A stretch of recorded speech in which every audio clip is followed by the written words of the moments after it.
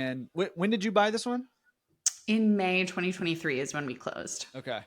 So yeah, a little over a year ago. And now in today's market, at least right now, in a lot of markets around the country, you can't only rely on solely just looking, through bizjungle.com or whatever the biz site. They're Right. all BizQuest, BizBuy, BizBin, all biz everything.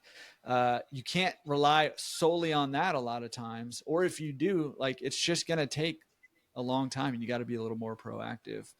But the real question is, and I'm asking for a bunch of people out there right now, how did you get the broker on the phone the first time? So many people are like, I can't get a broker to call me back or email me back or anything. I What's your really secret? wish there was some hot tip I could offer there, Jordan. Yeah. We just called him and happened to get him on the phone, But I will say, just generally, I do know that brokers get a ton of calls, and there Mm-hmm. are a lot of tire kickers out there. There are people who have been thinking about buying a laundromat for 5 years, and they're curious, and the truth is, like, they're not going to do it, and brokers know that. So I do think you do need to differentiate yourself in some way.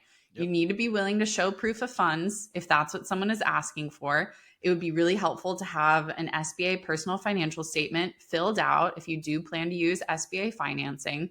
I Is that something you think could help with? definitely, yeah, See that definitely. softball I was tossing out there? Yeah. Yeah. Kara So I Hamilton think on LinkedIn. Is that? that Kiera Hamilton on LinkedIn, exactly. Yeah. Yeah. Okay. So I think you do need to go into conversations prepared, and I think you need to show that you have a realistic understanding of what it's like to own a laundromat. And that's hard to really get before you've bought one, but I think doing your research is important because, if I were a broker and someone called me and they'd never owned a business before and they had a full-time job and they were like, I have a full-time job, I'm looking for a source of passive income, I want to buy a laundromat. That's red flags to me, right? Because one, laundromats are not passive income. They do require, I would say the amount of work varies depending on if it's full serve or self-serve, right? And you can run a laundromat with a full-time job. I'm sure you've had people on this podcast, but it requires a lot of thought. It requires thinking through, how am I going to respond to problems? And so you need to show that you've thought about that stuff when you call a broker. I think you need to show, like, okay, I have an understanding of the types of questions to ask, which I can get into more. And I'm serious about this. This is the amount of capital that I have. This is how much time a week I have to put into this project. This is a little bit about my background.